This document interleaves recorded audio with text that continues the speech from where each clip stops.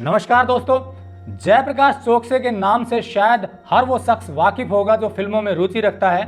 वही जयप्रकाश चौकसे जो पर्दे के पीछे कॉलम 26 सालों से लगातार लिख रहे थे दैनिक भास्कर अखबार में, लेकिन अब ये कॉलम बंद हो गया है और ये लेखनी सदा के लिए रुक गई है, क्योंकि जयप्रकाश चौकसे ने 2 मार्च को अंतिम सांस ली। इंदौर के अस्पताल में कैंसर से जंग लड़ते हुए वो जिंदगी की बाजी हार गए, लेकिन हम सबको एक सबक दे गए, क्योंकि जयप्रकाश चौकसे कैंसर से काफ़ी समय से जूझ रहे थे।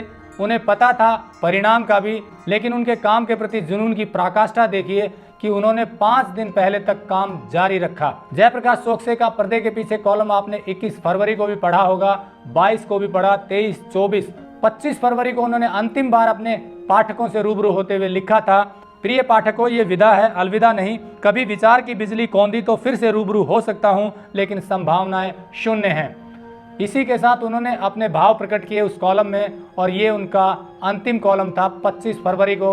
और देखिए 26, 27, 28 और 1 मार्च, 4 दिन के बाद 5वें दिन उन्होंने अंतिम सांस ली।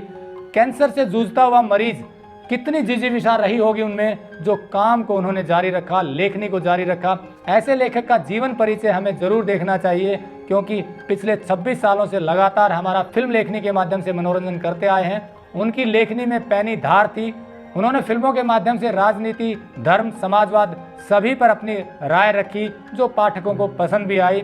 तो चलिए उनका जीवन परिचय देखते हैं, ताकि आपको पता चले ऐसा महान लेखक जो जिंदगी के अंतिम क्षणों तक काम करता रहा, उसकी पैदाइश कहाँ हुई और जीवन कैसे शुरू हुआ। जयप्रकाश चौकसे को सिनेमा का एनसाइक्लोपीडिया कहा जाता है। 1 सितंबर 1939 को बुरहानपुर मध्य प्रदेश में इनका जन्म हुआ। अंग्रेजी और हिंदी साहित्य से इन्होंने स्नातकोत्तर किया। जयप्रकाश चौकसे ने 17 साल की उम्र में बुरहानपुर में संगम नामक पाक्षिक पत्रिका 1 साल तक चलाई। इस पत्रिका के ये लेखक भी थे, संपादक भी थे, प्रकाशक भी थे और खुद ही बांटते थे, मतलब हॉकर भी थे। गुजराती कॉलेज में इन्होंने 13 वर्ष तक अध्यापन किया। इनका पहला लेख शैलेंद्र पर अरविंद कुमार द्वारा संपादित माधुरी में सन 1965 में प्रकाशित हुआ था। 1985 में भास्कर का इंदौर संस्करण प्रारंभ हुआ। उसमें इन्होंने साप्ताहिक लेख से लेखनी की शुरुआत की। भास्कर के फिल्म सप्लीमेंट नवरंग का संपादन 3 साल तक किया। 1995 से इन्होंने भास्कर के लिए पर्दे के पीछे कॉलम की शुरुआत की। पहले ये साप्ताहिक कॉलम था, लेकिन बाद में इसे प्रतिदिन कर दिया गया। यही कॉलम इन्होंने जिंदगी के अंतिम क्षणों तक जारी रखा।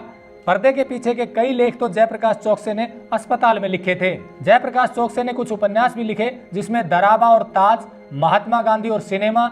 इन्होंने किताब भी लिखी, राज कपूर सृजन प्रक्रिया। उन्होंने कुछ कहानी भी लिखी, उमा शंकर की कहानी, मनुष्य का मस्तिष्क और उसकी अनुकृति कैमरा, कुरुक्षेत्र की करहा। उन्होंने एक वक्तव्य भी लिखा, आनंद का अर्थ और खोज। इसके अलावा उनका पर्दे के पीछे कॉलम तो आप पढ़ते ही रहे हैं। फिल्मों का एनसाइक्लोपीडिया भले ही बंद हो गया हो, लेकिन उनकी लेखनी के रूप में वो हमेशा जीवित रहेंगे और फिल्मों का ज्ञान फैलाते रहेंगे। एक बार फिर से सभी दर्शकों की तरफ से जयप्रकाश चौकसे को नमन और श्रद्धांजलि।